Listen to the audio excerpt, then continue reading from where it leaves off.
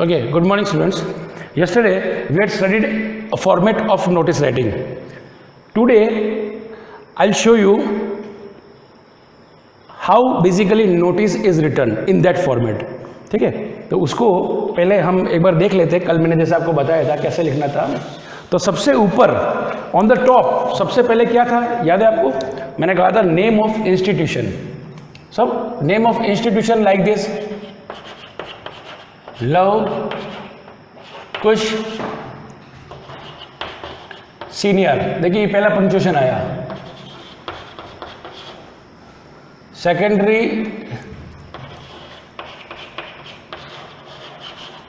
School. Okay, अब आप देख रहे हो मैंने आपको कहा था सलूम्बर आप लिखना है. सलूम्बर नहीं आ रहा है यहाँ पे, जैसे मेरे नहीं आ रहा है. This is no problem.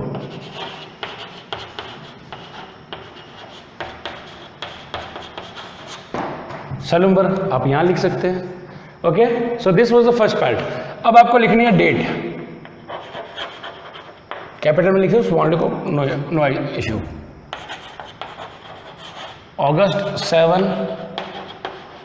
2020. This was the first format. Either you can write also like this.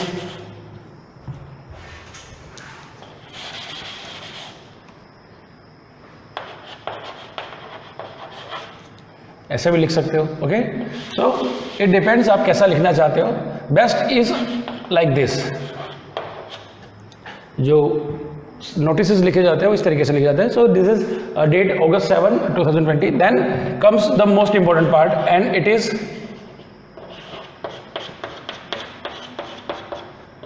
देखिए we are not use to write in capital letters, right. So एक बात आपको ध्यान रखनी है, इसको आपको पहले प्रैक्टिस करना है. जैसे अभी आपने देखा मैंने ओ लिखने गया, मैंने स्मॉल लिख दिया.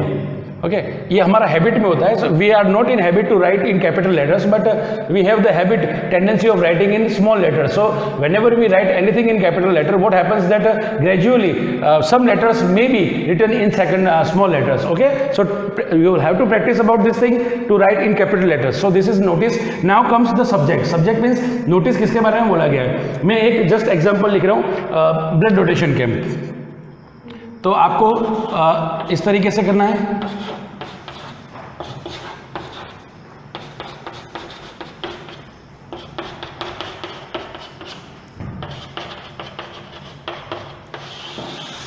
सो दिस इज द टाइटल. अब आपको ने देखा मैंने थोड़ी सी मिस्टेक कर दी है. मिस्टेक ये करी है कि मैंने जब लिखा इसको वहाँ लिखा. यही होता है जब आपको प्रैक्टिस करनी होती है. तो it is known as symmetry. Blood donation camp. So the thing should look good. देखिए अब अच्छा लग रहा है ये. अब बीच में है आपका कंटेंट. ये कंटेंट कैसे लिखना है, दैट इज सेकंड थिंग. पहले आप ये समझ लीजिए. अभी अब जैसे मैंने आपको बताया था name, Ravi Joshi.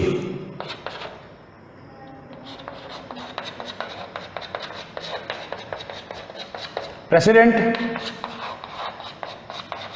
Youth club. समझ में आ गया आपको? अब जब ये बन जाएगा, now try to draw a box.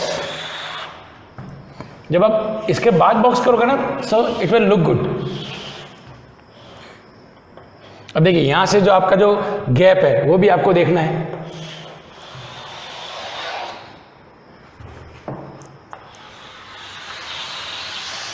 So this is the boxing. आपको समझ में आ गया?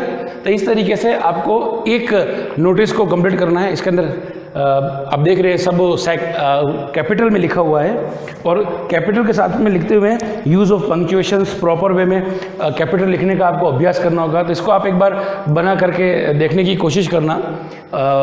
जब ये आप बनाओगे तो मैंने आपको जैसे बताया कि you will have some problem, face some problem in writing capital letters because we are used to write in small letters. तो इसको थोड़ा थोड़ा लिखोगे ना तो आपको वो हैबिट फॉर्म हो जाएगा. In our next class means in our third part I will explain you how to write the content in the easiest way possible. And till then just try to look. I'm just again coming out of the frame. आप देख पा रहे हो इस video को, तो इसमें आप इसको बनाने की घर पे ही कोशिश करना. ठीक है, नेक्स्ट क्लास में हम कंटेंट पढ़ेंगे. Okay, till then good bye.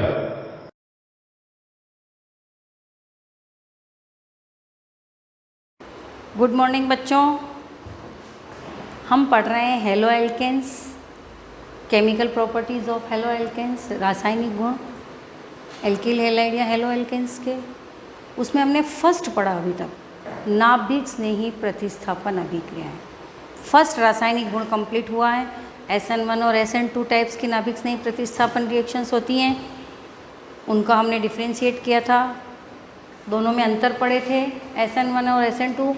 और नाभिक स्नेही प्रतिस्थापन अभिक्रियाओं से हम एल्किल हैलाइड से क्या क्या फॉर्म कर सकते हैं, ये हमने अभी तक डिस्कस किया है। तो ये फ्रीडल क्राफ्ट आपका था, वो लास्ट पॉइंट था, एल्किल हैलाइड से हम क्या क्या प्रिपेयर कर सकते हैं, नाभिक स्नेही प्रतिस्थापन अभिक्रियाएं। आज है विलोपन या एलिमिनेशन रिएक्शन। आज का हमारा टॉपिक है एलिमिनेशन या विलोपन रिएक्शन, जिसको हम बीटा विलोपन भी कहते हैं। अल्फा बीटा से आप क्या समझते हैं, ये पहले मैं आपको समझा देती हूँ। ये देखिए,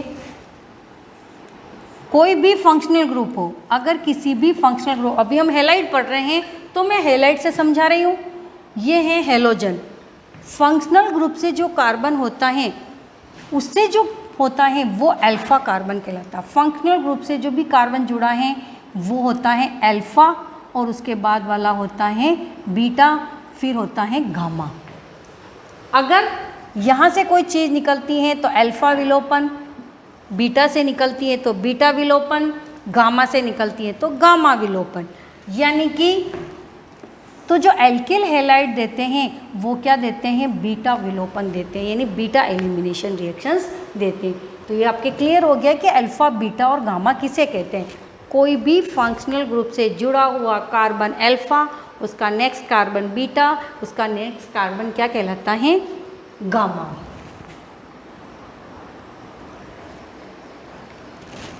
तो जो एल्किल हैलाइड है, अगर उसकी रिएक्शन एक्वस KOH की प्रेजेंस में कराते हैं, aqueous KOH, aqueous NaOH, aqueous AgOH की प्रेजेंस में कराते हैं, तो नाभिक स्नेही प्रतिस्थापन रिएक्शन होती है, न्यूक्लियोफिलिक सब्स्टिट्यूशन रिएक्शंस। लेकिन अगर हम एल्कोहलिक KOH ले लें या एल्कोहलिक NaOH ले लें तो क्या बनते हैं, विलोपन होता है और असंतृप्त अणु, अनसेचुरेटेड जो होता है एटम्स का निर्माण होता है, असंतृप्त यौगिक बनते हैं। यानी कि अगर हम एल्किल हैलाइड की रिएक्शन एल्कोहलिक KOH की प्रेजेंस में कराते हैं तो एल्कीन फॉर्म होती है, इसको हम बीटा विलोपन कहते हैं। अल्फा से हेलोजन, जिस कार्बन से हेलोजन जुड़ा है उससे हेलोजन, और उसके पास वाले से क्या होता है, हाइड्रोजन का विलोपन होता है और डबल बॉन्ड का निर्माण होता है। यानी कि संतृप्त से असंतृप्त अणु बनते हैं, सेचुरेटेड से अनसेचुरेटेड क्या होते हैं, कंपाउंड फॉर्म होते हैं। ये देखिए, क्लोरो एल्केन, आर कोई भी ले लिया, एल्कोहलिक KOH की प्रेजेंस में रिएक्शन कराते हैं तो क्या बनती हैं, एल्कीन बनती हैं। अगर हम क्लोरो एथेन लेंगे तो एथीन, क्लोरोप्रोपेन लेंगे तो प्रोपिन। इसको मैं समझाती हूँ। इस अभिक्रिया की जो क्रियाशीलता रहती है वो टर्शरी हैलाइड सबसे ज़्यादा देते हैं, सेकेंडरी उसके बाद, और प्राइमरी सबसे कम देते हैं। और अगर इसमें एल्किल हैलाइड ले लें, यानी X की जगह आयोडाइड ले लें और टर्शरी होगा तो रिएक्शन बहुत जल्दी होगी। ब्रोमाइड होगा तो थोड़ी देर से होगी, क्लोराइड होगा तो थोड़ी कम, और फ्लोराइड बहुत रिएक्टिव होने के कारण बहुत कम देते हैं। तो विलोपन रिएक्शन या एलिमिनेशन जो रिएक्शन है उनमें क्रियाशीलता का क्रम टर्शरी, सेकेंडरी और प्राइमरी रहेगा, और हैलाइड में आयोडाइड, ब्रोमाइड, क्लोराइड और फ्लोराइड रहेगा। अब देखिए, कोई भी फॉर एग्जाम्पल जैसे मैंने CH3CH2Cl क्लोरोएथेन ले लिया, और अगर यहाँ पे लिखा हुआ है alcoholic KOH, complete the reaction में आ गया, तो आपको क्या करना है कि यहाँ से Cl और यहाँ से क्या निकालना, H, और क्या फॉर्म होगी, एथीन, और क्या बनेगा, KCl। लेकिन अगर यही रिएक्शन में यहाँ पे क्या लिखा होता, एक्वस लिखा होता, तो कौन सी रिएक्शन होती, न्यूक्लियोफिलिक सब्स्टिट्यूशन रिएक्शन। और क्या होता है, Cl की जगह क्या आ जाता, OH, यानी अल्कोहल फॉर्म होता। ये हम पढ़ चुके हैं। अब अगर फॉर एग्जांपल इसको बीटा विलोपन क्यों कहते हैं, ये देखिए, मैं इसको ओपन करके आपको समझा रही हूँ। ये H, ये देखिए, अब इसमें फंक्शनल ग्रुप अपने हमारे पास क्या है, हेलोजन। हेलोजन में मैंने क्या लिया, क्लोराइड। तो ये क्लोराइड किस कार्बन से जुड़ा, तो ये क्या हो गया, अल्फा। इस वाले पास वाला क्या हो गया, बीटा। तो इससे तो क्या निकलेगा, यहाँ पे H लिख लो तो इजी हो जाएगा, यहाँ पे मैं Cl लिख सकते हैं अपन। तो अल्फा से क्या निकलेगा, हेलोजन, और बीटा से क्या निकलेगा, हाइड्रोजन। यानी 2 सिग्मा बॉन्ड क्या होंगे, विलोपित होंगे, और एक पाई बॉन्ड बनेगा। ये दोनों बॉन्ड मिलके क्या बनाएंगे, एक पाई बॉन्ड। यानी अल्कोहलिक KOH की प्रेजेंस में यहाँ से Cl और बीटा से क्या निकला, H, और क्या बन गया, एथीन। ये देखिए, इसका H और इसका Cl। अगर मैंने यहाँ पे क्या ले लिया, ये हैलाइड टर्शरी ले लिया, तो सबसे ज़्यादा कौन देंगे, टर्शरी, फिर सेकेंडरी, फिर प्राइमरी। और अगर आयोडाइड ले लिया तो सबसे ज़्यादा कौन देंगे, एल्किल आयोडाइड, और टर्शरी होगा तो और ज़्यादा देंगे। फिर ब्रोमाइड, और फिर क्लोराइड, और सबसे कम कौन देंगे, फ्लोराइड। तो ये एलिमिनेशन रिएक्शन के लिए क्या है, ये टर्शरी, सेकेंडरी और प्राइमरी, ये क्या है, रिएक्टिविटी का क्रम है। यानी इस क्रम से क्या होते हैं, ये टर्शरी, सेकेंडरी और प्राइमरी बनते हैं और रिएक्शंस देते हैं। ये इसको हम बीटा विलोपन कहते हैं। अगर एग्ज़ाम में आ जाए कि बीटा विलोपन शॉर्ट नोट आ सकता है, तो आप अपने हिसाब से कोई भी एग्जाम्पल दे सकते हैं, या कंप्लीट द रिएक्शन में आ जाए तो कोई भी अल्कोहलिक लिखा हुआ है तो आपको अल्फा से हेलोजन रिमूव करना है और बीटा से हाइड्रोजन रिमूव करके आपको क्या बनाना है, एल्कीन फॉर्म करना है। अगर फॉर एग्जांपल ये देखिए, और एग्जांपल, अगर मैंने यहाँ पे क्या ले लिया, 1 क्लोरोप्रोपेन, ये मैंने क्लोरोएथेन लिया था, यहाँ पे मैंने 1 क्लोरोप्रोपेन ले लिया। ये अल्फा फंक्शनल ग्रुप किससे जुड़ा हुआ, अल्फा कार्बन से, और हाइड्रोजन किससे, बीटा से। अगर यहाँ पे अल्कोहलिक KOH की प्रेजेंस में रिएक्शन कराते हैं तो क्या बनता है, अल्फा से Cl और बीटा से हाइड्रोजन का रिमूवल होगा, और 2 सिग्मा बॉन्ड हटके क्या बनेंगे, पाई बॉन्ड। क्या बन जाएगा, प्रोपीन।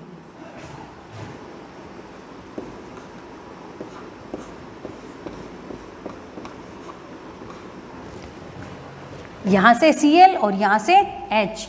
और ये हम आपको ध्यान रखना, कहाँ कहीं पे भी अगर हेलो एल्केन है तो आपको एल्केन में से, हेलो एल्केन में से जहाँ से हेलोजन जुड़ा है उससे हेलोजन को रिमूव करना है, और पास वाले से हमको क्या करना है, हाइड्रोजन को रिमूव करना है। और जो हैलाइड हैं वो हेलोजन अम्ल को प्रोडक्ट के रूप में हमें क्या होंगे, मिलेंगे। लेकिन अगर कोई ऐसी कंडीशन है कि 2 एल्कीन बनने की संभावना हो तो सेटजेप का रूल फॉलो होता है। फॉर एग्जाम्पल ये देखिए,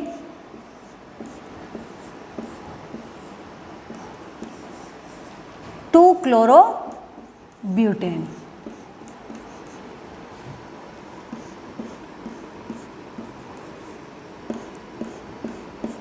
अब देखिए फंक्शनल ग्रुप से जुड़ा हुआ कार्बन ये भी अल्फा, इस फंक्शनल ग्रुप से पास वाला ये क्या हो गया, बीटा, और ये भी क्या हो गया, बीटा।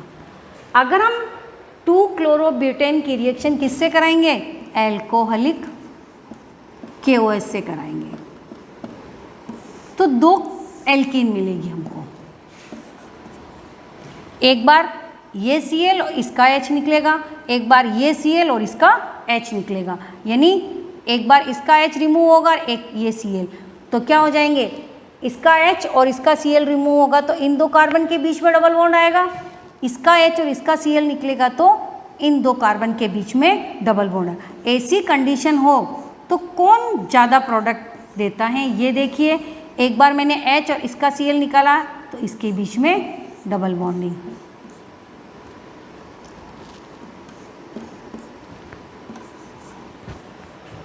क्या बन गया, वन ब्यूटेन।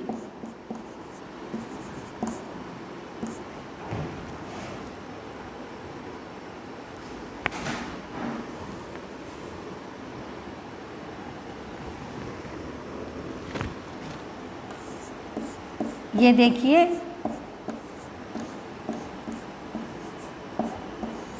ये Cl, अगर मैंने इसका H और इसका Cl निकाला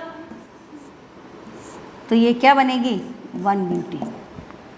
अगर ये Cl और ये H निकला तो क्या बनेगी, टू ब्यूटेन।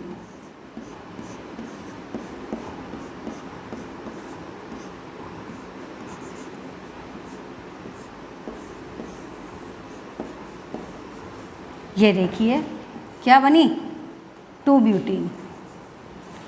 अब कौन सा प्रोडक्ट ज़्यादा बनेगा, तो यहाँ पे सेटजिब का रूल फॉलो होगा।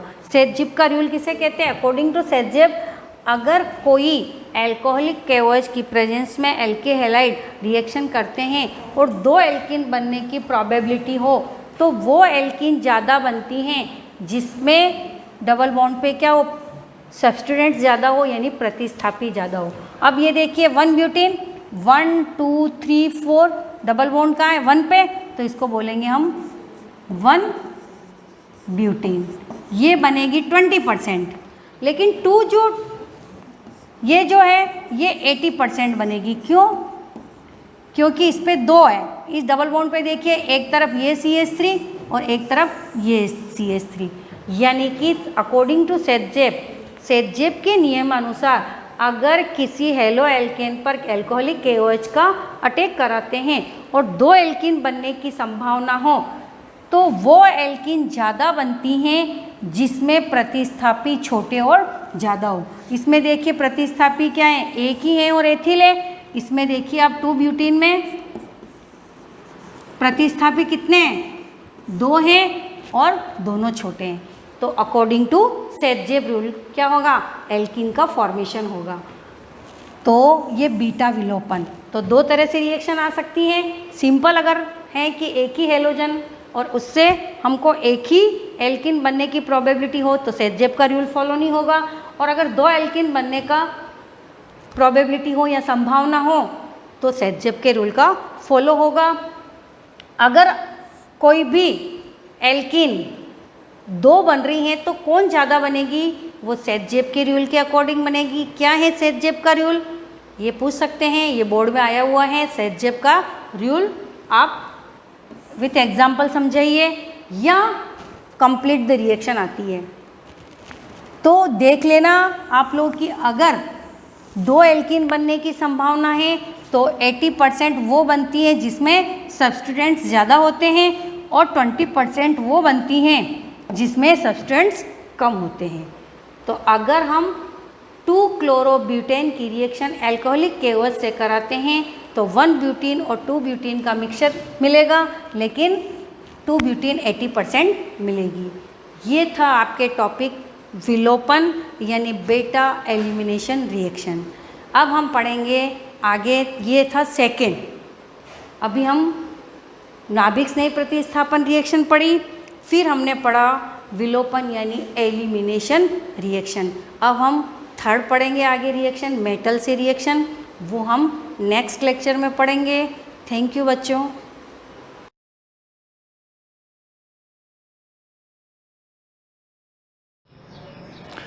Good morning. लास्ट क्लास में हमने पढ़ा था ट्रिग्नोमेट्री रेशियोज और कैसे निकालना है, कैसे फाइंड आउट करना है बिना साइन की वैल्यू रटे हुए। कोस से किसी की भी वैल्यू 30, 40, 45 60, 90 की वैल्यू कैसे आपको फाइंड आउट करनी है। तो वो जो 3 जो कॉन्सेप्ट थे, अलग अलग कॉन्सेप्ट थे, उन कॉन्सेप्ट को फॉलो करते हुए आपको वो वैल्यूज़ फाइंड आउट करनी है। मैं आशा करता हूँ आपको सबको समझ में आ गया होगा। अगर नहीं आया हो तो आप किसी भी माध्यम से मुझे पूछ सकते हो और मैं आपको वापस उस टॉपिक को जैसे नेक्स्ट वीडियो जो भी होगा उसमें मैं आपको समझा दूंगा, ठीक है। पर जब तक आप प्रैक्टिस खुद नहीं करोगे तब तक आपको वो समझ में नहीं आएगा। तो आज अपन अपनी फिजिक्स स्टार्ट करने वाले हैं और फिजिक्स का जो अपना फर्स्ट चैप्टर है वो है इलेक्ट्रोस्टैटिक्स। कौन सा चैप्टर है? इलेक्ट्रोस्टैटिक्स अपना चैप्टर है और ये बोर्ड के हिसाब से जो RBSC राजस्थान बोर्ड के हिसाब से ये 7 मार्क्स का है। कितने मार्क्स का है? 7 मार्क्स का है। अगर हो सकता है अभी जो कोरोना के कारण सिलेबस में अगर कुछ गिरावट आए या कुछ % सिलेबस अगर कम हुआ तो हो सकता है इसमें कुछ चेंजेस हो सकता है, पर अभी ये होगा 7 मार्क्स का। 7 मार्क्स में इसमें से 3 क्वेश्चन आएंगे। नंबर ऑफ क्वेश्चन कितने होंगे? क्वेश्चन इसमें होंगे 3 क्वेश्चन, जिसमें से एक क्वेश्चन होगा 4 नंबर का जो कि डेरिवेशन संबंधित क्वेश्चन होगा। 4 नंबर का एक क्वेश्चन 4 नंबर का होगा, एक क्वेश्चन होगा 2 नंबर का होगा और एक क्वेश्चन जो होगा वो 1 नंबर का होगा। 2 नंबर का जो क्वेश्चन आएगा वो न्यूमेरिकल होगा। जरूरी नहीं न्यूमेरिकल हो, थोड़ा बहुत डेरिवेशन टाइप का भी क्वेश्चन हो सकता है, पर लगभग चांसेस होते हैं न्यूमेरिकल के। 2 नंबर का जो क्वेश्चन आएगा, जो 1 नंबर का क्वेश्चन आएगा वो सिंपल डेफिनेशन से संबंधित क्वेश्चन आएगा कि जैसे इस चैप्टर में अपन इलेक्ट्रिक चार्ज पढ़ेंगे, इलेक्ट्रिक फील्ड पढ़ेंगे, डायपोल पढ़ेंगे, गॉस थ्योरम पढ़ेंगे, तो उनकी जो छोटी छोटी जो एप्लीकेशंस होती है वो या फिर कोई जो डेफिनेशन होगी उसके बारे में क्वेश्चन अपन को पूछा जाएगा। यानी ओवरऑल ये पूरा जो चैप्टर है वो 7 मार्क्स का है और इस इलेक्ट्रोस्टैटिक्स के 4 पार्ट है। यानी ये जो यूनिट है, यूनिट कौन सी है? फर्स्ट इलेक्ट्रोस्टैटिक्स, और इसके अंदर 4 पार्ट है। जिसे फर्स्ट है electric charge and electric field, दूसरा इसके अंदर आप पढ़ोगे गॉस थ्योरम, तीसरा इसके अंदर पढ़ोगे इलेक्ट्रिक पोटेंशियल और चौथा जो चैप्टर है इसके अंदर कैपेसिटर एंड कैपेसिटेंस है, ठीक है। तो फर्स्ट चैप्टर अपन अपना स्टार्ट करने वाले हैं। इसके अंदर ये जो इलेक्ट्रोस्टैटिक्स यूनिट है इसका जो फर्स्ट चैप्टर है वो फर्स्ट चैप्टर है अपना electric charge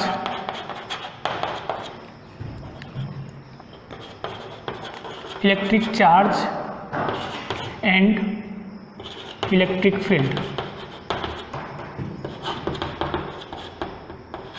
electric field first chapter है अपना electric charge and electric field. ये स्टार्ट करने से पहले अपन थोड़ा इलेक्ट्रोस्टैटिक्स क्या होता है इसको समझना ज़रूरी है, क्योंकि इलेक्ट्रोस्टैटिक्स में अपन का जो फर्स्ट चैप्टर है अपना वो है electric charge and electric field.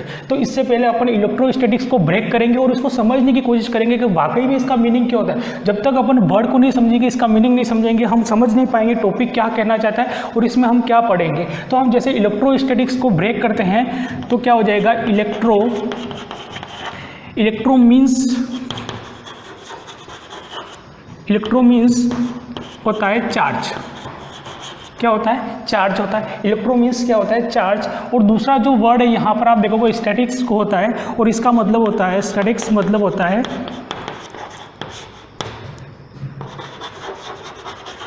Means होता है रेस्ट। क्या होता है? रेस्ट। यानी इस इलेक्ट्रोस्टैटिक्स जो चैप्टर है, जो अपनी यूनिट है, इसके अंदर जो अपन पढ़ेंगे वो किसके बारे में पढ़ेंगे? चार्ज के बारे में पढ़ेंगे। किसके बारे में पढ़ेंगे? इलेक्ट्रिक चार्ज के बारे में पढ़ेंगे। और चार्ज के बारे में भी क्या पढ़ेंगे कि चार्ज कौन से कंडीशन में होगा? रेस्ट कंडीशन में होगा, ठीक है। तो इस पूरे चैप्टर में अपन पढ़ेंगे कि अगर कोई इलेक्ट्रिक चार्ज अगर रेस्ट कंडीशन में है, चाहे वो प्लस हो या माइनस चार्ज हो, तो वो रेस्ट कंडीशन में क्या क्या इफेक्ट शो करेगा, ठीक है। वो सारी चीज़ें, वो सारी प्रॉपर्टीज अपन इस चैप्टर के अंदर पढ़ेंगे, ठीक है। तो रेस्ट कंडीशन में इसके बाद जो नेक्स्ट चैप्टर होगा उसमें चार्ज क्या होगा? मूविंग की कंडीशन में, जिसको अपन जानते हैं इलेक्ट्रिक करंट, ठीक है। तो करंट के अंदर चार्ज क्या होता है? मूविंग होता है। और यहाँ पर जो चार्ज होगा वो कौन सी कंडीशन में होगा? रेस्ट कंडीशन में होगा। तो अपन कह सकते हैं कि इलेक्ट्रोस्टैटिक्स का मीनिंग क्या होता है? चार्ज। इलेक्ट्रो मीन्स होता है चार्ज और स्टैटिक्स मतलब होता है रेस्ट, ठीक है। अब जो इलेक्ट्रोस्टैटिक्स है, अब फिजिक्स है, फिजिक्स की जो एक ब्रांच है इलेक्ट्रिसिटी, फिजिक्स की एक ब्रांच है जिसको हम जानते हैं इलेक्ट्रिसिटी। और इस फिजिक्स में जो फर्स्ट पार्ट है, फर्स्ट पार्ट में लगभग हम इलेक्ट्रिसिटी की दुनिया में जानने वाले हैं और 1 महीना लगभग हम कम से कम इलेक्ट्रिसिटी की दुनिया में पढ़ाई करेंगे। तो इलेक्ट्रिसिटी की अपनी एक ब्रांच है और इलेक्ट्रिसिटी की अपनी एक ब्रांच कौन सी है? इलेक्ट्रोस्टैटिक्स। यानी अपन कह सकते हैं कि electrostatic is that branch in which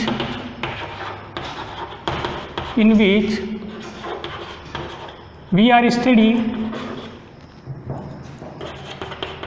are study about charge at rest. ठीक है, तो इलेक्ट्रोस्टैटिक्स में अपन क्या स्टडी करेंगे, तो इलेक्ट्रोस्टैटिक्स किसकी ब्रांच है, electrostatics is the branch of electricity. किसकी ब्रांच है, इलेक्ट्रिसिटी की ब्रांच है। और इसके अंदर हम क्या पढ़ेंगे, तो इसके अंदर हम चार्ज के बारे में पढ़ेंगे, और चार्ज कौन सी कंडीशन में होगा, रेस्ट कंडीशन में होगा। ठीक है, तो ये सारी चीज़ें अपन इस इलेक्ट्रोस्टैटिक्स में अपन पढ़ेंगे। तो अपन स्टार्ट करते हैं चैप्टर इलेक्ट्रिक चार्ज क्या होता है वहाँ से।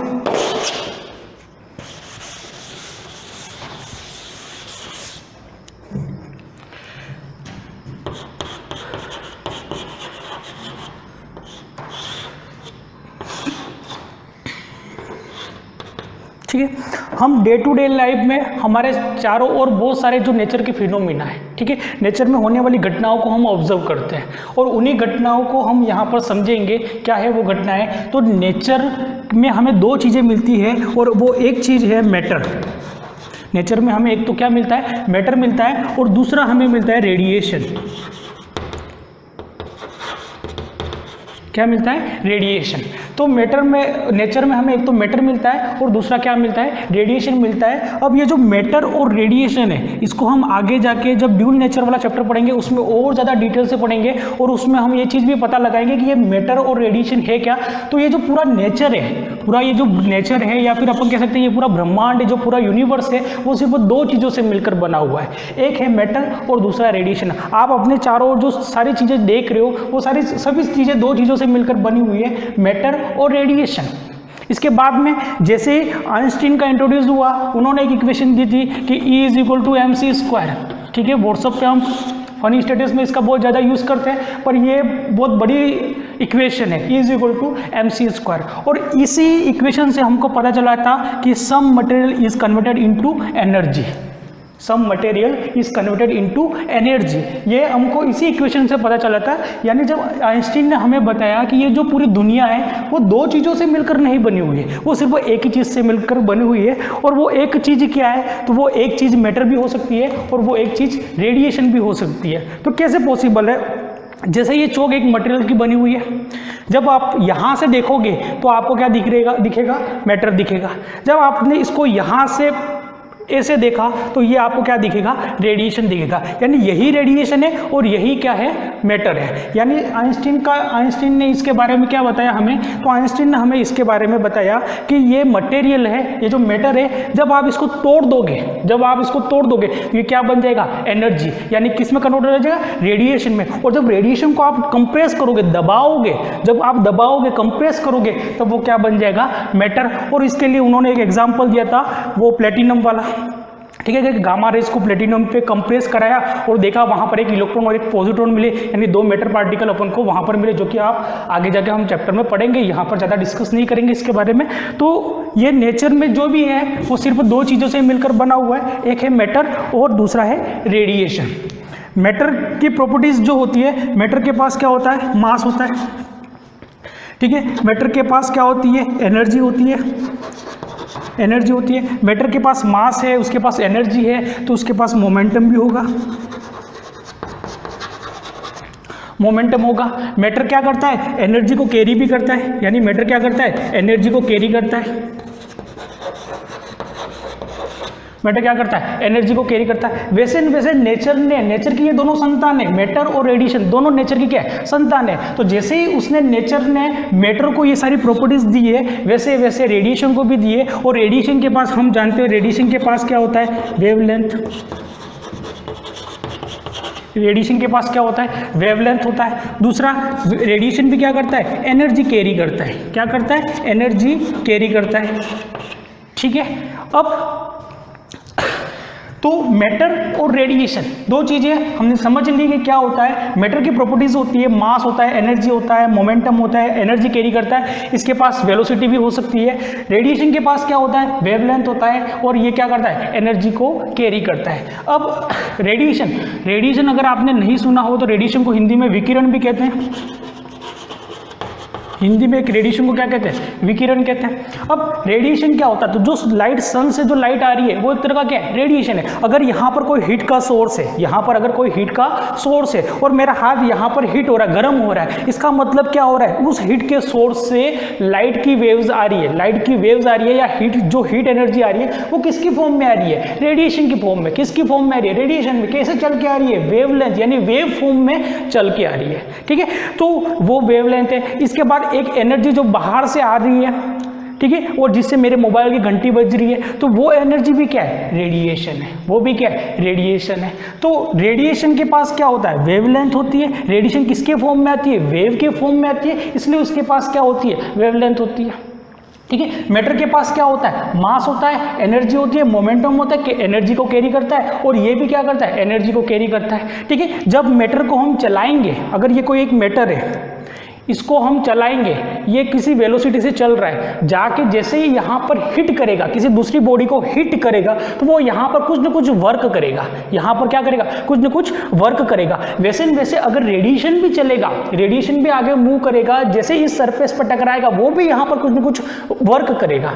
यानी वर्क रेडिएशन भी करता है और वर्क मैटर भी करता है, ठीक है। और डिटेल से हम रेडिएशन और मैटर को ड्यूल नेचर में वाले चैप्टर में हम स्टडी करेंगे इन दोनों को, ठीक है। अब अपने टॉपिक के बारे में बात करते हैं अपन। तो टॉपिक के बारे में जैसे बात करते हैं अपन बात करेंगे मैटर के बारे में। तो मैटर को इस नेचर ने एक तरह की पावर दे रखी है, इस नेचर ने क्या दे रखी है, मैटर को एक तरह की पावर दे रखी है, और उस पावर के कारण मैटर क्या होता है, किसी भी बॉडी पर या किसी भी दूसरे मैटर पर या किसी भी ऑब्जेक्ट पर फोर्स लगा सकता है, ठीक है। तो मैटर की वो पावर क्या है, किसके कारण है, वो सारी चीजें हम अभी स्टडी करने जा रहे हैं, ठीक है। तो मैटर को नेचर ने एक पावर दे रखी है, एक स्ट्रेंथ दे रखी है, जिसके कारण एक मैटर पार्टिकल दूसरे मैटर पार्टिकल पर फोर्स लगा सकता है। तो अपन कह सकते हैं कि मैटर is capable to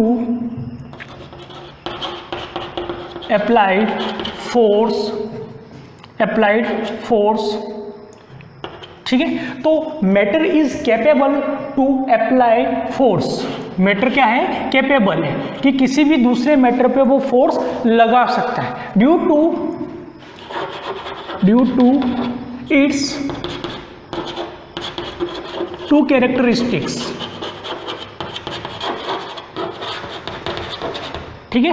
तो जो नेचर ने मैटर को एक खास तरह की पावर दी है, और वो पावर क्या है कि वो मैटर क्या कर सकता है, किसी भी दूसरे मैटर या किसी भी दूसरे ऑब्जेक्ट पर क्या कर सकता है, फोर्स लगा सकता है। अब अपन देखेंगे कि ये फोर्स लगा सकता है तो किस किस टाइप के मैटर फोर्स लगा सकता है, दूसरे ऑब्जेक्ट के ऊपर फोर्स लगा सकता है। तो अपन ने जैसे डेमो क्लास में अगर आप और मैं इंट्रोड्यूस हुए थे, और उसमें हमने देखा था कि जो फोर्स होते हैं इस यूनिवर्स में, टू टाइप्स के फोर्स होते हैं। एक फोर्स वो होते हैं कॉन्टैक्ट फोर्स बोलते हैं जिनको, और एक फोर्स वो होते हैं जिनको अपन बोलते हैं नॉन कॉन्टैक्ट फोर्स। यानी कॉन्टैक्ट फोर्स और नॉन कॉन्टैक्ट फोर्स जो है वो नेमली डिफाइंड है, उसके लिए आपको कोई डेफिनेशन बनाने की जरूरत नहीं, वो डायरेक्ट नेमली डिफाइंड है। जैसे कि इस बॉडी के ऊपर फोर्स लगाना है तो पहले क्या करना पड़ेगा, इसको इसके साथ कॉन्टैक्ट करना पड़ेगा, कॉन्टैक्ट बनाना पड़ेगा, फिर जाके ये इसको पुश या पुल कर सकता है, ठीक है। तो ये जो फोर्स है, इन फोर्सेस को अपन बोलते हैं कॉन्टैक्ट फोर्स। जैसे अपन जानते हैं कॉन्टैक्ट फोर्स का एग्जांपल अपन ले सकते हैं, फ्रिक्शन ले सकते हैं, कि जैसे कि साइकिल चल रही है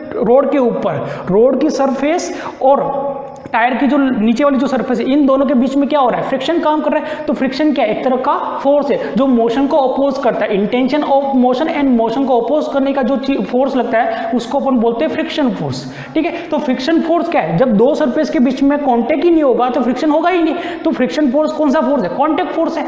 दूसरा फोर्स नॉन कॉन्टैक्ट फोर्स। तो नॉन कॉन्टैक्ट फोर्स का तो एग्जाम्पल हमारे पास बहुत सारे हैं, और जिसमें एक लेटेस्ट एग्जाम्पल है, और वो एग्जाम्पल है ग्रेविटेशनल फोर्स। तो ग्रेविटेशनल फोर्स जैसे कि अर्थ, सन, जैसे अपन मान लेते हैं सन अर्थ के ऊपर एक फोर्स लगा रहा है, जिसके कारण सन के चारों ओर अर्थ क्या कर रही है, घूम रही है, एक रोटेशनल मोशन कर रही है, एक सर्कुलर मोशन कर रही है।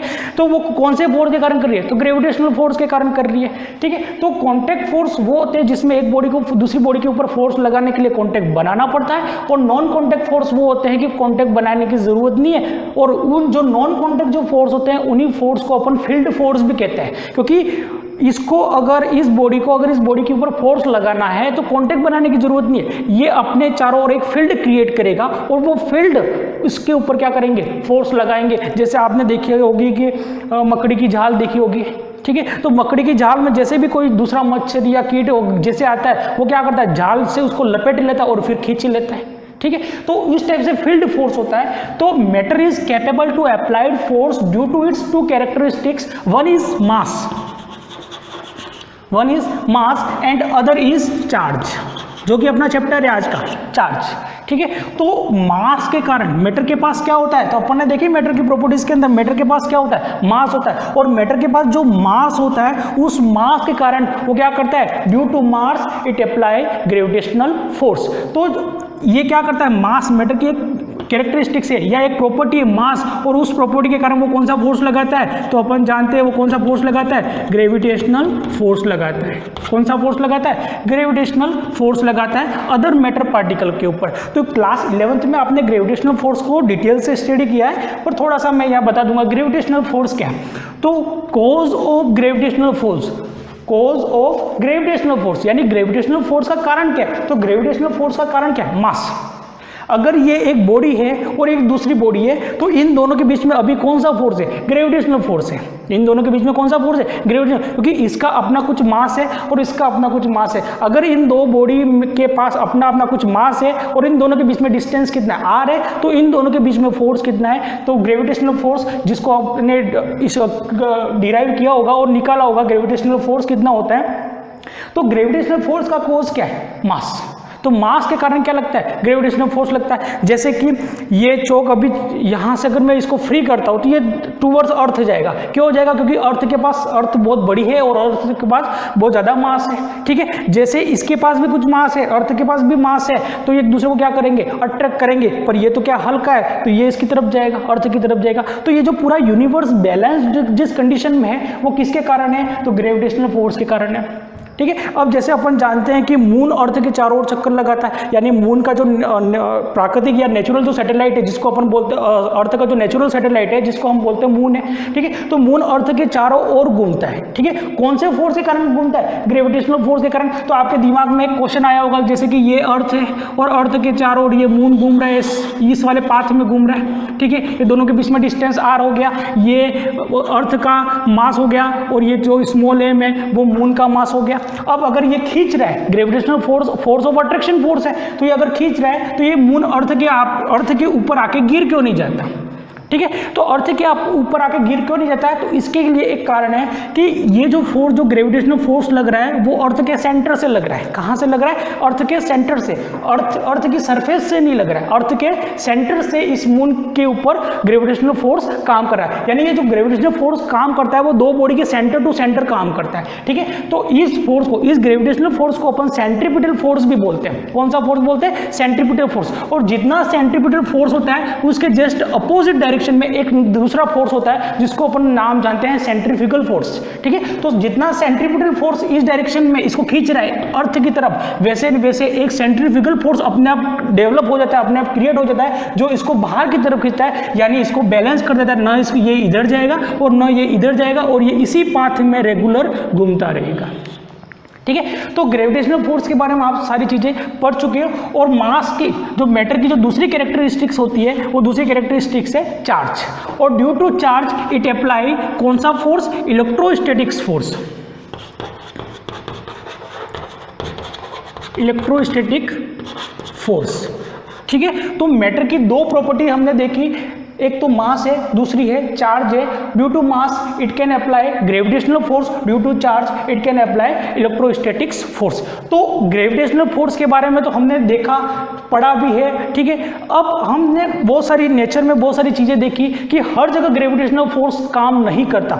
कैसे नहीं काम करता, कि जैसे इस चौक से मैं यहाँ पर लिख रहा हूँ तो चौक के कुछ पार्टिकल बोर्ड पे स्टिक हो गए, यानी चिपक गए, ठीक है। कुछ पार्टिकल स्टिक हो गए। अब नीचे अर्थ है, अर्थ इन पार्टिकल को खींच रही है, फिर भी ये पार्टिकल नीचे नहीं जा रहे। क्यों नहीं जा रहे, तो इन दोनों के बीच में, यानी बोर्ड, जो ये ग्रीन बोर्ड है, ग्रीन बोर्ड और चौक के पार्टिकल के बीच में भी एक फोर्स काम कर रहा है, जिस फोर्स को हम नहीं जानते, अभी जानेंगे यहाँ पर। तो वो जो फोर्स है वो कौन सा फोर्स है, इलेक्ट्रोस्टैटिक्स फोर्स है, और जो इलेक्ट्रोस्टैटिक फोर्स है वो 100 टाइम्स लार्जर होता है ग्रेविटेशनल फोर्स से। तो इसीलिए इतनी बड़ी अर्थ इस चौक के पार्टिकल को नहीं खींच पा रही। इसका कारण क्या है कि चौक के पार्टिकल और इस ग्रीन बोर्ड के बीच में जो फोर्स है वो कौन सा फोर्स है, इलेक्ट्रोस्टैटिक्स फोर्स है। ठीक है, नेक्स्ट आगे क्लास में हम कंटिन्यू करेंगे। धन्यवाद।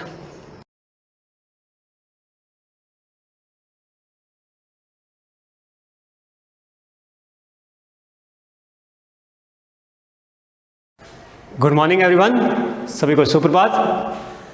कल तक हमने जो पढ़ा था हमारे पाचन सिस्टम के अंतर्गत आमाशय का लगभग टॉपिक खत्म हो गया था। आमाशय को हमने पूरी तरह से रीड कर लिया था, स्टडी कर लिया था, उसके बारे में जान लिया था कि आमाशय के अंदर पाचन कैसे हो रहा है। और अपन ने अलग अलग जो आमाशय की अंदर पार्ट थे, अलग अलग कोशिकाएं जो पड़ी थी, गॉबलेट कोशिकाएं, याद हुआ तब पेरेंटाइल कोशिकाएं है ना, जी सेल, स्टेम सेल, 6 सेल के बारे में अपन ने उस आमाशय के बारे में अध्ययन कर लिया था। आज का जो अपना टॉपिक रहेगा, नया टॉपिक, आमाशय के बाद में जो संरचना रहती है ना। आप जानते हो छोटी क्लास में पाचन खूब पढ़ रखा आपने, है ना, कि आमाशय के बाद में कौन सी संरचना आती है अपनी, कौन सा पार्ट आता है आमाशय, छोटी आंत, है ना, तो स्मॉल इंटेस्टाइन। तो आज का अपना टॉपिक रहेगा स्मॉल इंटेस्टाइन।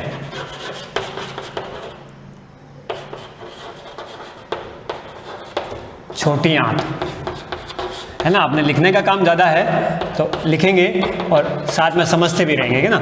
बहुत डीप है ये थोड़ा, क्योंकि इसके अंतर्गत अपन बहुत सारी अभी पढ़ेंगे तब अंदर आएगी, है ना। ब्रूनर की ग्रंथियाँ आएगी, है ना, कई सारे विलाय आएंगे, विलस, तो कई सारे स्ट्रक्चर इसके अंदर छोटे छोटे आएंगे। उन एक एक स्ट्रक्चर को अपन यहाँ अभी स्टडी करेंगे, डीपली स्टडी करेंगे ना। तो छोटी आंत के बारे में अपन आज पढ़ने जा रहे हैं, और छोटी आंत के बारे में अपन जानते हैं। जैसे मैं साइड में थोड़ा सा एक स्ट्रक्चर बना दूँ, ये हो गई आपकी क्या, इसोफेगस। ये आपके कौन सा हो गया, निगल द्वार, है ना, गुलेट, निगल अवरोधनी, है ना। ये आपके कार्डियक, यहाँ हो जाएगा कार्डियक अवरोधनी,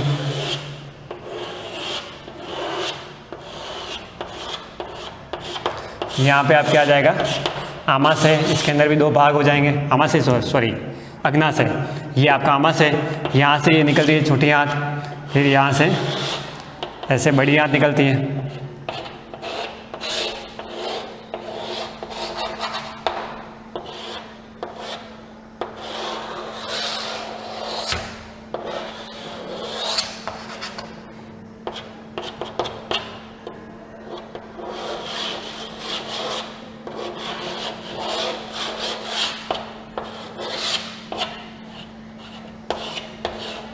ऐसे करके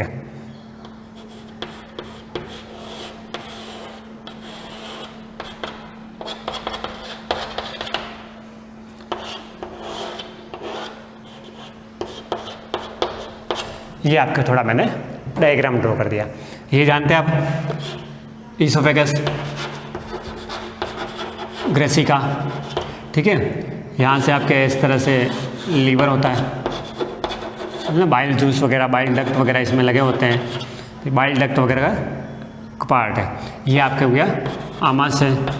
इसको अपन ने बहुत अच्छी तरह से पढ़ लिया है ना। इसके अलग अलग पार्ट पढ़ लिए। ये आपका कार्डियक पार्ट हो गया, ये इसका पाइलोरिक पार्ट हो गया। इस पाइलोरिक पार्ट से आगे की चीज़ है ना, ये वाली चीज़, यहाँ से आपकी ग्रहणी स्टार्ट हो रही है। यहाँ से आपकी छोटी आंत स्टार्ट हो रही है। तो छोटी आंत का पूरा पार्ट है ना, यहाँ से स्टार्ट होके इस तरीके से अंदर घूमती हुई आपके बड़ी आंत से कनेक्ट हो जाएगी। और जहाँ बड़ी आंत से कनेक्ट होगी यहाँ एक कपाट बनेगा, है ना। कपाट मीन्स क्या हो गया, एक फ्लोइंग बनेगा, एक ऐसा पार्ट बनेगा जो आपको बैक फोर्स से आपको बचाएगा, यानी फूड वापस पीछे नहीं जाए, है ना। उस चीज़ के लिए एक गेट की तरह काम करेगा, कपाट की तरह काम करेगा। तो वो यहाँ कपाट लगेगा, तो वो चीज़ भी पढ़ेंगे अभी। तो ये आपकी छोटी आंत होगी, है ना। अब छोटी आंत में अलग अलग अपन जानते हैं छोटी आंत के कितने भाग थे, मुख्यतः कितने भाग थे छोटी आंत के, 3 भाग। छोटी आंत के बारे में चीज़ें इधर लिखता रहूँगा और इनकी तीनों चीज़ों के बारे में इधर लिखता रहूँगा। सबसे पहले क्या था छोटी आंत में, इसके पार्ट का नाम ड्यूडेनियम या ड्यूडेनम। क्या था, ड्यूडेनम। फिर जेजुनम, फिर इलियम। ये छोटी आंत के 3 भाग हैं। ड्यूडेनम कहाँ है? जो आपके आमाशय की पाइलोरिक पार्ट से, पाइलोरिक निगल द्वार से, पाइलोरिक द्वार से या पाइलोरिक अवरोधनी से, जहाँ अवरोधनी है, पाइलोरिक अवरोधनी बोलते हैं इसको, ये पाइलोरिक अवरोधनी जहाँ आपके आमाशय को खत्म कर रही है, वहाँ से छोटी आंत का जो भाग जुड़ता है वो भाग कौन सा होता है? आपके ड्यूडेनम। ठीक है, फिर ये आगे जाके किससे जुड़ता है? जेजुनम से। और ये मैंने जो डिजाइन किया हुआ पार्ट है ये आपके जेजुनम का पार्ट, ठीक है, जिसको बना रखा है। फिर ये वाला पार्ट जो आपके इलियम का पार्ट है। ठीक है, अब अलग अलग के बारे में थोड़ा मैं लिख लूँ आपके कि जेजुनम कैसा होता है, इलियम कैसा होता है, ड्यूडेनम कैसा होता है, इसके बारे में मैं थोड़ा आपको बता दूँ। अब ये थोड़ा सा मैं स्मॉल इंटेस्टाइन के बारे में बता दूँ।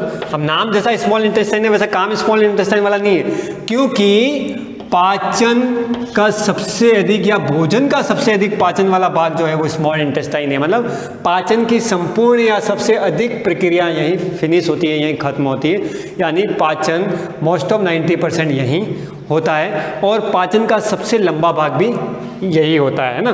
तो पाचन के बारे में इसमें लिख दो कि पाचन का सबसे लंबा भाग, छोटी आंत के बारे में आप वर्णन करेंगे, क्या लिखेंगे? पाचन का सबसे लंबा भाग छोटी आंत होती है, या small intestine, longer part of digestive system. फिर दूसरी चीज क्या लिखेंगे? यह पाचन का सबसे मुख्य भाग है, पाचन का सबसे मुख्य भाग है। क्यों है मुख्य भाग? क्योंकि जो चीज़ें पचित हो रही है, जो चीज़ें डाइजेस्ट हो रही है, उन डाइजेस्ट की हुई चीज़ों को अवशोषित करने का काम, एब्जॉर्ब करने का काम, अवशोषण करने का काम कौन कर रहा है? ये आपके स्मॉल इंटेस्टाइन कर रही है ना। अलग अलग पार्ट आएंगे, वो अलग अलग पार्ट करेंगे, लेकिन स्मॉल इंटेस्टाइन के अंदर ये पार्ट है ना। तो ये भाग क्या है? सबसे लंबा है और पाचन का सबसे मुख्य भाग है। इसके अंदर क्या होते हैं? अलग अलग 3 पार्ट हैं। ये 3 पार्ट मैंने आपके लिख लिए हैं ना। अब इस पूरी छोटी आंत की लंबाई लगभग 7 से 8 मीटर होती है ना, और मरने के बाद लंबाई और बढ़ जाती है। मुख्यतः 4, 5, 6 मीटर होती है, लेकिन मरने के बाद इसकी लंबाई में और ज़्यादा बढ़ोतरी हो जाती है, लंबाई बढ़ जाती है ना। अब छोटी आंत लंबी है, इसीलिए इसको छोटी नहीं कहा है ना। छोटी आंत क्या है? कंप्रेस है, इसीलिए इसको छोटी आंत। बाकी अदरवाइज लेंथ में छोटी आंत बड़ी है और विड्थ में बड़ी आंत बड़ी है, इसीलिए इसको बड़ी आंत बोलते हैं, क्योंकि इसकी चौड़ाई मोटी है, इसीलिए इसको बड़ी आंत बोलते हैं ना। दिखने में ही बड़ी दिख जाती है ना, अदरवाइज इसकी लेंथ कम होती है, इसकी लेंथ छोटी आंत की ज़्यादा होती है। अब ड्यूडेनम, जेजुनम और इलियम जो अपन ने अलग अलग 3 पार्ट बताए, उन 3 पार्ट के बारे में अपन पढ़ते हैं। इसका जो ड्यूडेनम पार्ट है, पहला पार्ट किसका? छोटी आंत का। छोटी आंत का जो पहला पार्ट है ड्यूडेनियम, उस ड्यूडेनियम के बारे में अपन देखते हैं। तो ड्यूडेनियम क्या है? ड्यूडेनियम की लंबाई जो होती है लगभग 25 सेंटीमीटर होती है। कितनी होती है? 25 सेंटीमीटर, 25 सेंटीमीटर ये लंबी होती है। और ये क्या होती है? अकुंडलित होती है। अकुंडलित में तो अनसर्कुलेटेड होती है, इसके कोई सर्कुलेशन नहीं होता, गोले नहीं होते, सीधी सीधी रहती है। अब सीधी सीधी का मतलब क्या हो गया? यहां से जुड़ने के बाद देखो इसका आकार लगभग ही कौन सा अल्फाबेट के कौन सा वर्ड है? सी आकार की होती है। किसके आकार की? सी आकार की। तो क्या हो गया? एक तो ये 25 सेंटीमीटर लंबी होती है, अकुंडलित होती है और सी आकार की नलिका। तो और किससे जुड़ती है? ये आमाशय का जो पाइलोरिक पार्ट है, यानी आमाशय का एंड पार्ट जो होता है, पाइलोरिक स्फिंक्टर्स, इसको क्या बोलते हैं? Pyloric sphincter. इस पाइलोरिक स्फिंक्टर्स यानी अवरोधनी स्फिंक्टर्स को क्या बोलते हैं? अवरोधिनी। और अवरोधिनी का मैंने अच्छी तरह से आपको डिस्क्रिप्शन समझा दिया था कि अवरोधिनी क्या होती है, जो आपके भोजन के मूवमेंट को स्लो बनाती है, धीमा करती है, उसको रोकने का प्रयास करती है। मतलब अनवांटेड मटेरियल अंदर नहीं चला जाए। खाया तो हमने नेसेसरी मटेरियल ही है, लेकिन फिर भी इस आमाशय में पची हुई चीजें एक साथ इसमें ना जाए, इसके लिए ये अवरोधनी पाई जाती है। कौन सी? पाइलोरिक। और यहाँ कौन सी अवरोधनी है? कार्डियक अवरोधनी है ना। इसको कार्डियक पार्ट बोलते हैं। 4 भाग थे, कार्डियक, फंडस, काय और पाइलोरिक। तो ये 4 पार्ट के रूप में इसको अपन ने पढ़ लिया था। तो ये अवरोधनी वाला जो पार्ट था वहां से लगाकर इस ड्यूडेनियम वाले पार्ट तक, मतलब स्टार्टिंग पार्ट क्या कहलाएगा आपका? ड्यूडेनियम, जिसका आकार क्या होता है? सी वाला आकार होता है। तो ये इसकी संरचना में हो गया कि 125 सेंटीमीटर लंबा है, अकुंडलित भाग है। अकुंडलित भाग क्यों है? क्योंकि इसका आकार कैसा हो रहा है? सी जैसा हो रहा है ना। देख रहा है अल्फाबेट सी जैसा मिल रहा है इसका आकार, है ना। तो ये सी आकार का पौधा। अब ये क्या करता है कि यहाँ जो काम होता है, ये काम होता है मुख्यतः छोटी आंत का अवशोषण वाला काम। तो प्रारंभिक अवशोषण की प्रक्रिया जो होती है वो आपके ड्यूडेनियम से स्टार्ट हो जाती है। अब इस पूरे ड्यूडेनियम के अंतर्गत आप जब इस जेजुनियम से जुड़ेंगे आगे जाके, तो जेजुनियम, ड्यूडेनियम, इन सब के अंदर क्या होते हैं? अंगुली नुमा प्रवर्ध पाए जाते हैं। आपने पढ़ा होगा छोटी छोटी क्लास में, ऐसे ऐसे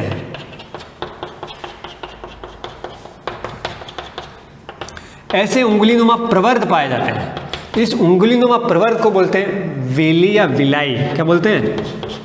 वेली या विलाई, जिसे अपन हिंदी में क्या बोलते हैं? प्रवर्ध। ठीक है। तो ये प्रवर्ध जो अंदर पाए जाते हैं, ये प्रवर्ध क्या करते हैं? आपके अवशोषण की जो दर है उसको बढ़ाते हैं, प्लस ये इस बड़ी आंत और इस छोटी आंत यानी स्मॉल इंटेस्टाइन और लार्ज इंटेस्टाइन, इन दोनों का जो निश्चित क्षेत्रफल है, निश्चित सतह है, निश्चित जगह है, उस जगह को भी क्या कर देते हैं? ये बढ़ा देते हैं। बढ़ाने से क्या होगा कि इसके अवशोषण की जो दर है, अवशोषण की मात्रा है, जो एब्जॉर्प्शन रेट है, वो एब्जॉर्प्शन रेट क्या हो जाएगी? बढ़ जाएगी। और जितना भी भोजन आपने अंदर दिया है, शरीर को दिया है, उसका ऑलमोस्ट पार्ट आपके क्या हो जाएगा? डाइजेस्ट हो जाएगा, पच जाएगा। तो ये ड्यूडेनियम के बारे में लिखना है। प्लस पाचन का सबसे लंबा भाग कौन है? Small intestine. और पाचन का सबसे मुख्य भाग भी कौन है? Small intestine. इसके आगे का टॉपिक क्या हो गया? अब ये देखें, ज्यूजेनियम पढ़ लिया आपने। अब आता इलियम। अब इलियम क्या हो रहा है? देखो, यहाँ एक कपाट में जुड़ रहा है, किससे? बड़ी आंत में। ये कपाट है, क्या है? कपाट। कपाट कह लो, अवरोधनी कह लो, या स्फिंक्टर्स कह लो, तीनों बात एक ही है ना। तो इलियम भी आके यहाँ कपाट में जुड़ रहा है। उस कपाट को अपन क्या नाम कह सकते हैं? ये जेजुनियम तथा इलियम एक कपाट में खुलते हैं। ठीक है। उस कपाट का नाम क्या है? इलियम सिकम।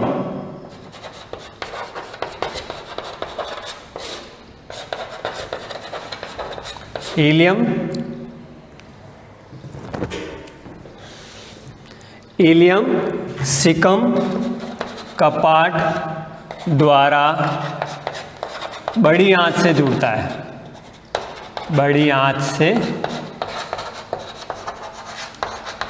जुड़ता है। ठीक है। कौन? इलियम, जो आपके स्मॉल इंटेस्टाइन का लास्ट पार्ट है, वो आपके किससे जुड़ेगा? एक कपाट से। किससे? बड़ी आंत से। उस कपाट का नाम क्या है? इलियम सिकम कपाट। ठीक है। अब ये क्या हो गया? इलियम हो गया, जेजुनियम हो गया, ड्यूडेनियम हो गया। ड्यूडेनियम के बारे में अपन ने क्या क्या लिख दिया? एक तो 25 सेंटीमीटर लंबा है, अकुंडलित भाग है, सी आकार का है, और क्या है? यह पाचन का सबसे मुख्य अंग है। यह क्या है? पाचन का मुख्य अंग। मतलब छोटी आंत तो है ही है। अब छोटी आंत में भी कौन? ड्यूडेनियम सबसे मुख्य अंग होता है पाचन का। फिर अपन जेजुनियम की बात करते हैं। जेजुनियम क्या होता है? इस ड्यूडेनियम से भी लंबी होती है। कौन? जेजुनियम। और इसकी क्या है जेजुनियम में? कि यह कुंडलित भाग है। क्या है? यह कुंडलित भाग है। दूसरा कुंडलित भाग हो गया। यह मध्य का भाग है। क्या है? यह मध्य का भाग है। ठीक है, ये आपके जेजुनियम का हो गया। इलियम में क्या लिखेंगे अपन? अंतिम तथा सबसे लंबा भाग। अंतिम तथा सबसे लंबा भाग कौन है? इलियम। कितना? लगभग 1 मीटर लंबाई होती है इसकी। कितनी? लगभग 1 मीटर लंबाई होती है। किसके बारे में लिखा है? इलियम के बारे में। क्या लिखा? अंतिम तथा सबसे लंबा भाग कौन है? इलियम। लंबाई कितनी है? 1 मीटर। और ये अत्यधिक कुंडलित भाग है। क्या है? अत्यधिक कुंडलित भाग।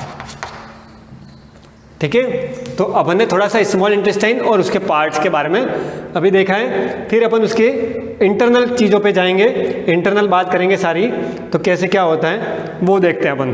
तो थोड़ा सा आप इसको उतार लें कॉपी के अंदर, तो क्या होगा, साथ साथ में उतारते रहेंगे तो आपको नोट्स बनते रहेंगे, आपको फिर बुक में अंदर जाने की ज़रूरत नहीं पड़ेगी। तो ड्यूटेरियम के बारे में, जेजुनियम के बारे में और इलियम के बारे में थोड़ा सा वर्णन, 2-2, 3-3 लाइन हो गई। और ये पाचन का, स्मॉल इंटेस्टाइन का थोड़ा सा पार्ट हो गया। ठीक है, तो ये ध्यान रखना है। अब क्या लिखना है अपन? इसके अंदर भी जेजुनियम और इलियम जो होते हैं, कौन? जेजुनियम और इलियम। जेजुनियम तथा इलियम अवशोषण के मुख्य भाग है। क्योंकि अपन ने स्मॉल इंटेस्टाइन के बारे में क्या कहा था कि small intestine is a part which are absorb the food. जो डाइजेस्टिव फूड को एब्जॉर्ब करता है वो आपका स्मॉल इंटेस्टाइन है। तो ये चीज़ तो हो गई स्मॉल इंटेस्टाइन के बारे में, और ये चीज़ें हो गई उसके पार्ट के बारे में कि ड्यूटेरियम, जेजुनियम और इलियम क्या होता है। अब इसके बारे में बात करेंगे अपन इन सब की ओतिकी यानी हिस्टोलॉजी के बारे में कि छोटी आंत की हिस्टोलॉजी क्या होती है, स्मॉल इंटेस्टाइन की हिस्टोलॉजी क्या होती है, और उसके अंदर कैसी संरचना बनती है उसके बारे में अपन देखते हैं। संरचना का विस्तार से वर्णन करते हैं, उसके प्रवर्त देखते हैं, उसके अंदर विलाई जो है उसको देखते हैं। तो सारी चीज़ें अपन उसको पढ़नी है। औतिकी किसकी? छोटी आंत की। औतिकी मतलब होता है हिस्टोलॉजी।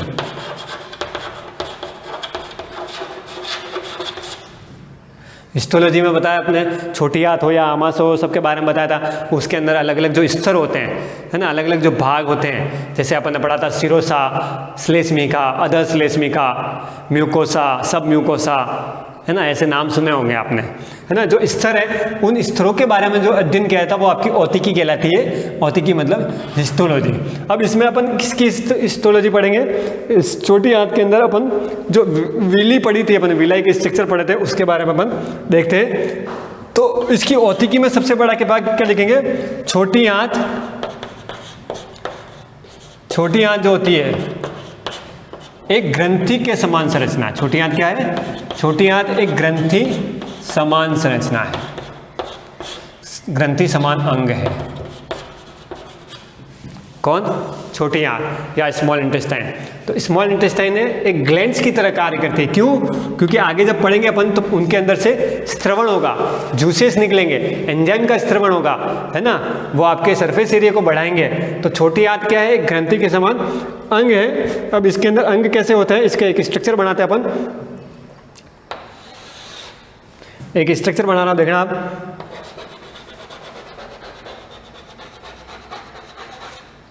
है ना, इसके अलग अलग सिरोसा स्तर, ये पढ़ा होगा आपने। अधश्लेष्मिका, श्लेष्मिका,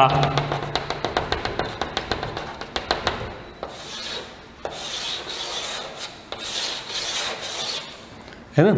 फिर इसके बारे में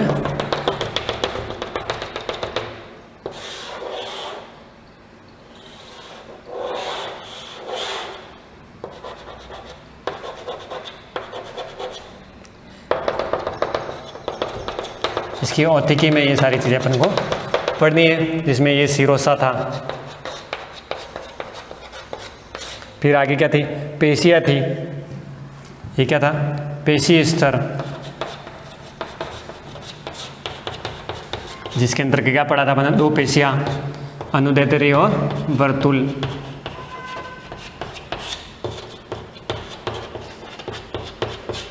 अनुदैर्ध्य पेशियाँ और वर्तुल पेशियाँ पड़ी थी। फिर अधः श्लेष्मिका स्तर,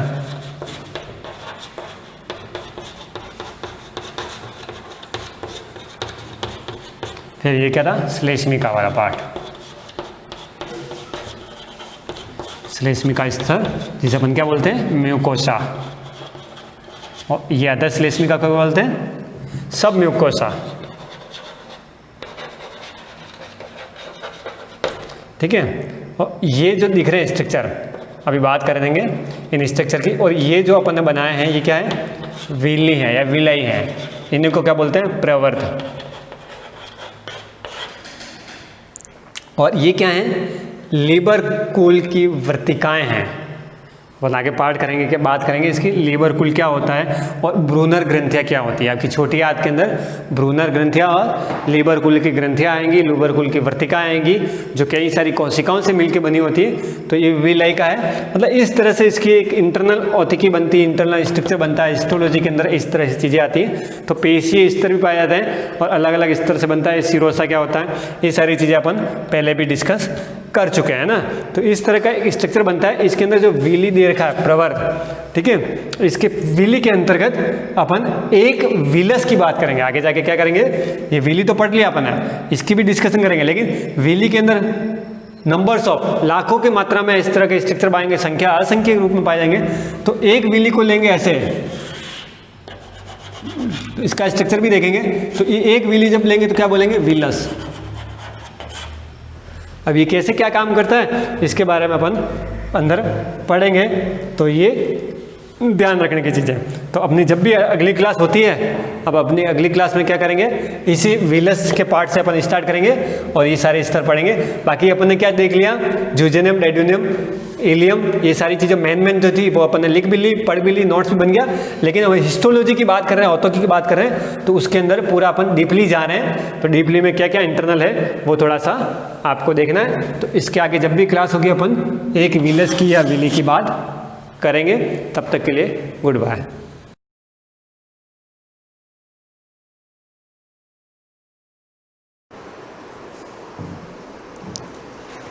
good morning students, welcome to the class.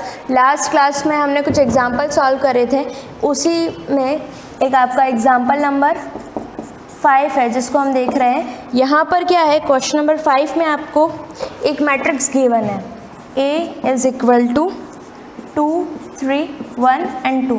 और यहाँ पर प्रूव करना है आपको a square minus 4a plus I that is equal to 0।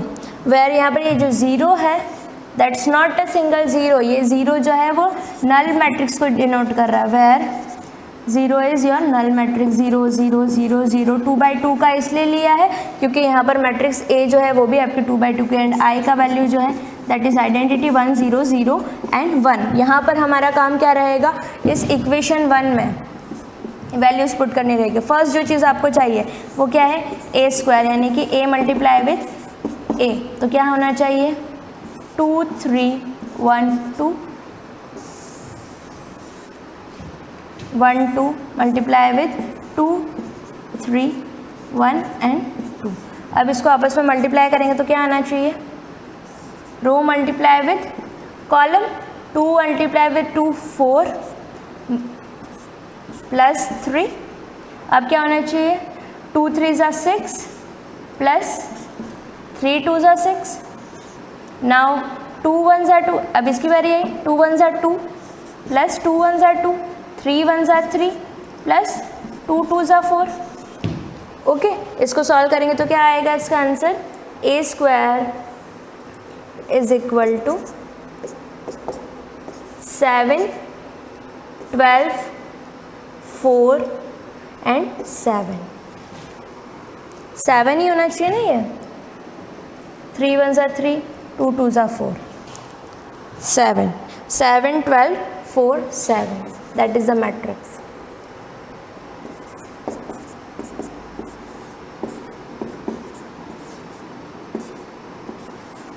Now जो प्रूफ करना है उसको इक्वेशन 1 दिया था, फ्रॉम इक्वेशन 1। इक्वेशन 1 में वैल्यूज पुट करेंगे, a स्क्वायर प्लस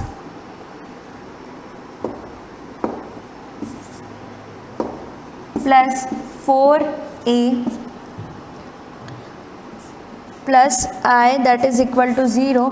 अब यहाँ पर ये जो प्लस की बजाय हमारा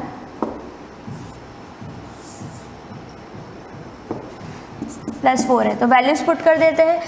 ये क्या है क्वेश्चन, 7 12 4 7 प्लस 4a, तो 4 को a से मल्टीप्लाई करना है। a है आपका 2 3 1 2 2 3 1 2 and i is your 1 0 0 1 that is equal to 0। अब यहाँ पर ये चीज़ प्रूफ करनी है, इक्वल टू 0 भी लिखना गलत होगा यहाँ पर।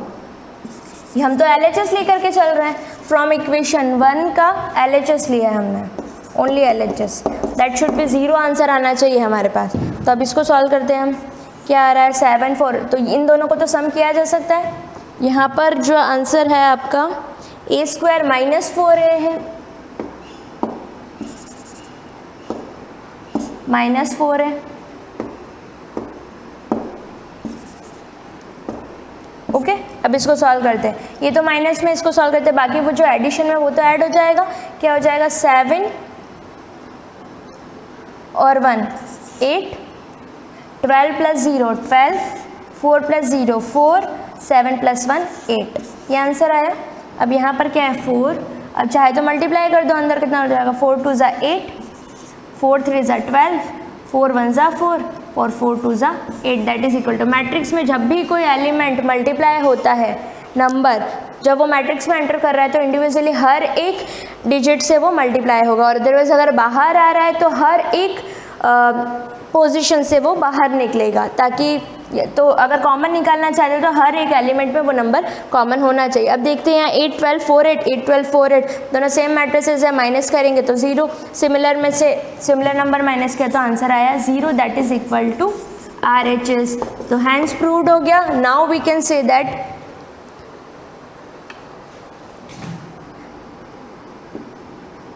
Hence proved. अब अपन ये बात कह सकते हैं कि a² - 4a + i that is equal to 0, कि ये 0 के इक्वल है। अब एक और चीज़ आपको इसमें फाइंड करने को कहा है कि a इन्वर्स ऑफ मैट्रिक्स भी हमको फाइंड करना है। तो कैसे फाइंड करेंगे, तो ये जो चीज़ है हमने प्रूव कर दी, तो अब इसका चाहे तो हम यूज़ कर सकते हैं, या तो जो हमेशा से हम तरीका लगा रहे हैं adjoint a upon determinant of a उससे करो, या फिर ये जो आइडेंटिटी आपको गिवन है जो आपने खुद प्रूफ करी है इसका भी हम यहाँ पर यूज़ कर सकते हैं। अब कैसे करेंगे, हमको क्या चाहिए a इन्वर्स चाहिए, तो हम क्या करेंगे a जो है वो एक साइड रखेंगे, बाकी सबको उधर ट्रांसफ़र कर देंगे। तो यहाँ पर ये प्लस का a है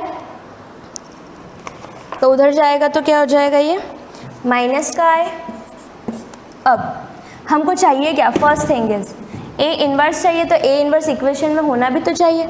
तो फर्स्ट देखो यहाँ पे a² तो a तो दोनों में कॉमन आ रहा है, तो a - 4, a² - 4 है तो a - 4 that is equal to -i हो गया यहाँ पर। अब a - 4 है। अब यहाँ पर क्या होता है कि जब भी मैट्रिसेस कॉमन निकाली जाती है तो क्या होता है कि a - 4, तो ये तो मैट्रिक्स थी, मैट्रिक्स हमने कॉमन निकाल दी, पूरी की पूरी कोई नंबर तो है नहीं, तो जब भी मैट्रिक्स खाली होती है तो उस जगह पे जहाँ कॉमन निकालने पे 1 आता है वैसे यहाँ पर i आता है, तो ये कॉमन निकाला तो यहाँ पर i आ गया। अब इन्वर्स नहीं है हमारे पास, दोनों में से कहीं पर भी नहीं, तो हम क्या करेंगे, इन्वर्स का मल्टीप्लाई करेंगे on both sides, on multiplying a inverse in both sides, क्योंकि जिसकी वैल्यू फाइंड करनी है वो होना भी तो चाहिए क्वेश्चन में। तो अब यहाँ पर क्या हो जाएगा, a इन्वर्स का मल्टीप्लाई किया है, अंदर वाली चीज़ें सेम रहेगी, a - 4i that is equal to -i into a inverse. Okay, अब यहाँ पर क्या होगा, a इन्वर्स इंटू a क्या होता है, ये चीज़ हम पहले भी पढ़ चुके हैं। जब भी इन्वर्स मैट्रिक्स को किसी मैट्रिक्स से मल्टीप्लाई किया जाता है, मतलब किसी मैट्रिक्स को उसके इन्वर्स मैट्रिक्स से मल्टीप्लाई करते हैं तो हमारे पास क्या आता है, आइडेंटिटी मैट्रिक्स। तो यहाँ पर क्या हो जाएगा, ये आई हो जाएगा, since A into A inverse या फिर A inverse into A that is equal to I. तो ये आई हो गया a माइनस 4i और यहाँ पर क्या आ जाएगा माइनस ए इनवर्स। ओके, अब इसको इससे मल्टीप्लाई करेंगे तो आंसर तो वही रहेगा a minus 4i that is equal to minus का a इनवर्स। चाहो तो माइनस को इधर ट्रांसफर कर देंगे तो minus a plus 4i that is equal to a inverse. तो a इनवर्स का वैल्यू यहाँ से आ जाएगा, तो just put the values of a and 4i। a और 4i का वैल्यू पुट करेंगे। a का वैल्यू क्या था हमारे पास, 2312 2312 तो minus 2312 plus 4 into i again हो जाएगा 1001 that is equal to A inverse. तो इसको सॉल्व करते हैं और आंसर लेके आते हैं। सॉल्व करो इसको, आंसर क्या बनना चाहिए, माइनस आ रहा है तो इसमें से इस मैट्रिक्स को माइनस करना रहेगा, तो उसको मैं पहले लिख रही हूँ 4 0 0 4 माइनस 2 3 1 एंड 2। तो माइनस है ईच एलिमेंट में से, ईच एलिमेंट माइनस होगा तो 4 में से 2 माइनस हुआ तो कितना आ जाएगा 2, 0 में से 3 माइनस हुआ तो माइनस 3, 0 में से 1 माइनस हुआ तो माइनस 1, 4 में से 2 माइनस हुआ तो माइनस 2। तो आपके पास जो आंसर आया वो क्या है 2 minus 3 minus 1 minus 2, 2 minus 3 minus 1 minus 2 ये है। ओके, तो इस तरीके से ये वैल्यू आ गई आपके ए इनवर्स की। क्लियर है?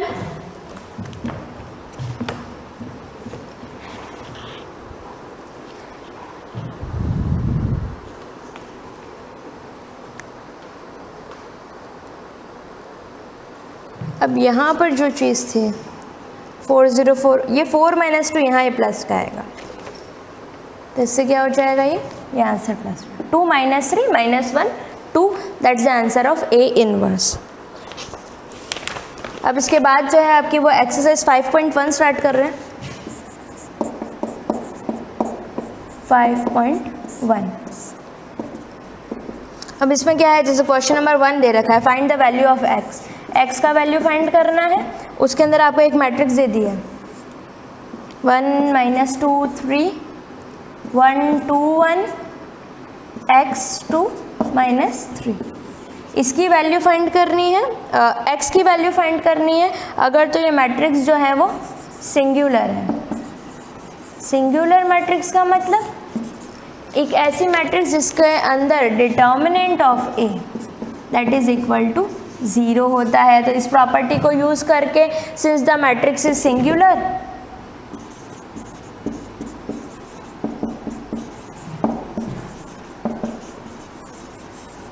ये सिंगुलर है इसीलिए mod of A determinant of A that should be equal to 0। तो इसको डिटर्मिनेंट में लिखो और उसको सॉल्व करके we will get the value of x 1 2 1 x2 minus 3 1 2 1 x2 minus 3 1 minus 2 3 1 2 1 x2 minus 3 that is equal to 0। Solve कर लेना और x की वैल्यू ले आएंगे। अब कैसे लेके आएंगे, कोई भी एक उठा लो, जैसे मैंने एक कॉलम चूज़ कर लिया, इस कॉलम के रिस्पेक्ट में मैं इसको कर रही हूँ। कोई भी रो कॉलम सिमिलर तो नहीं आ रहा है, नहीं आ रहा है, ठीक है। अब इसको सॉल्व करते हैं। 1 के लिए क्या हो जाएगा 1 2 1 2 1 2 minus 3। Now the sign is like this plus minus plus. Okay, अब इसके लिए माइनस आ जाएगा। अब यहाँ पर कौन है -2, ठीक है -2। इसके कॉरेस्पॉन्डिंग इसके कोफैक्टर्स निकाल देते हैं। क्या बचेगा, ये हटा क्या बचा 1 1 x minus 3 1 1 x minus 3। Now plus 3 इसके कॉरेस्पॉन्डिंग कोफैक्टर ये हटा 1 2 x माइनस 1 2 x 2। इसको सॉल्व करेंगे और x की वैल्यू फाइंड करेंगे। इसको सॉल्व करना जानते हैं, क्रॉस मल्टीप्लाई करो 3 2 6 minus 6 minus 2 minus minus plus का 2 यहाँ पर हो जाएगा -3 माइनस एक्स, और ये क्या हो जाएगा प्लस का 3 2 माइनस 2x। इक्वेशन को सॉल्व करना है, इक्वल टू में 0 चल ही रहा है, तो यहाँ क्या बनेगा -8 प्लस 2, चाहे तो माइनस कॉमन निकाल लिया जाए, तो यहाँ पर क्या हो जाएगा, ये